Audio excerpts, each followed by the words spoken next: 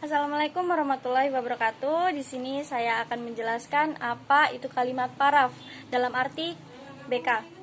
Jadi apa maksud dari kalimat paraf, untuk apa kalimat paraf digunakan, dan bagaimana mengaplikasikannya. Jadi kalimat paraf ini berkaitan dengan sebuah kalimat di mana kita berbicara sama persis, tidak sama persis tapi tidak mengubah makna. Jadi ketika kalian belajar preposition counseling, kalian akan belajar bagaimana merefleksasikan sebuah kalimat pernyataan yang klien keluarkan dari apa yang dia pikirkan dan dia rasakan. Jadi kalimat paraf adalah merupakan jembatan cara kita melakukan empatik dalam preposition counseling. Skill yang Roger ajarkan adalah empatik. Empatik adalah bukan kalimat saya paham perasaan Anda. Empatik adalah showing emotion. Empatik adalah soal bagaimana Anda melakukan sebuah action yang membuat klien atau konseling itu benar-benar merasa diakui, diterima, dan dihargai. Dan empati adalah bagaimana cara kita melakukan sebuah respon, refleksi apa yang ada di konseling rasakan, apa yang dipikirkan, kita mengakui keberadaan konseling, dan konseling nyaman dengan yang kita alami. Bagaimana sih cara melakukan kalimat paraf? Yang pertama cukup attend. Attend adalah hadir. Hadir bukan hadir di situ saja, tapi hadir sepenuh hati, siap mendengarkan, siap membantu klien, dan siap memahami yang klien rasakan. Yang kedua adalah kemampuan mendengar secara aktif. Kemampuan mendengar secara aktif bukan hanya mendengar, tetapi memahami yang klien rasakan.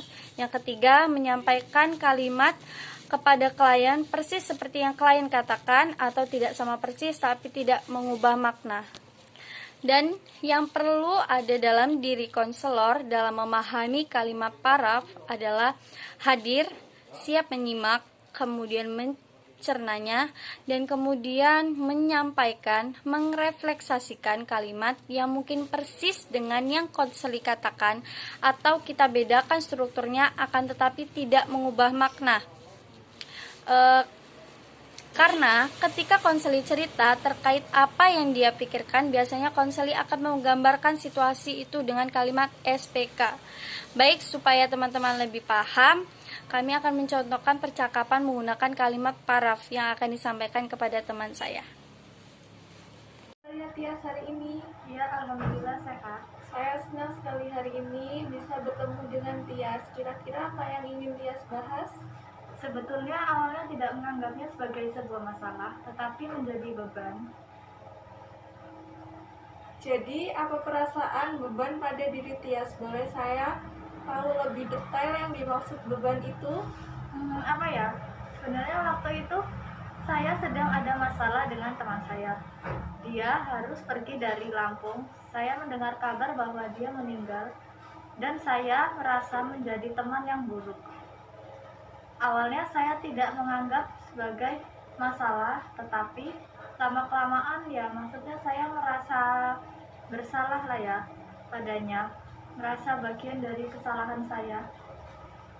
Jadi intinya Tias punya teman, dan saat itu ada sebuah masalah konflik dengan dia, pulang dari Lampung, dan itu adalah kejadian terakhir bertemu dengan dia. Iya, betul. Dan saat itu apa yang terjadi? Ya, saat itu ternyata teman saya diagnosis sakit dan harus dioperasi. Dan ternyata operasinya itu gagal. Itu berita yang sangat mengagetkan. Saya tidak percaya bahwa itu pertemuan saya yang terakhir dengan dia. Kondisi saya memiliki masalah dengan dia, padahal kita sahabat yang baik. Padahal Tias berharap banyak ke teman karena dia orang yang baik. Tias menyadari bahwa itu adalah kejadian terakhir bertemu dengan dia. Ya, itu maksud saya. Ya, itu membuat Tias sedih. Ya, sebetulnya merasa bersalah ketika menjadi teman yang baik. Mungkin perpisahan seperti itu. Setelah kejadian itu ada perasaan sedih, perasaan terbebani, dan itu membuat Tias merasa sulit untuk melupakan apa yang terjadi. Jadi tadi konseling bercerita terkait dengan pengalamannya yang membuat ia merasa terbebani. Yang konselor tanyakan seperti apakah terbebani itu. Kemudian ia mulai bercerita terkait dengan situasi konflik yang terjadi antara konseling dan temannya itu adalah pengalaman terakhir untuk bertemu dengan temannya saat itu. Dan kemudian konselor menanyakan kembali, Anda tidak percaya bahwasannya itu adalah kejadian terakhir, atau Anda tidak menyangka bahwa itu adalah situasi terakhir bertemu dengan temannya.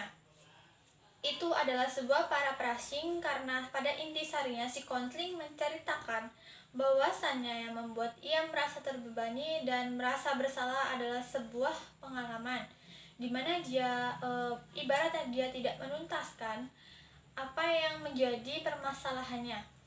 Pada tahap awal ini, ketika Anda melakukan teknik paraphrasing sendiri, yang perlu Anda lakukan adalah Anda cukup merefleksikan apa yang menjadi klien pikirkan dan tidak pada konteks apa yang klien rasakan. Karena ini adalah sebagai jembatan awal Anda, bagaimana cara melakukan sebuah hubungan dengan klien dan paraphrase itu senantiasa akan ada dan akan terjadi dalam proses konseling.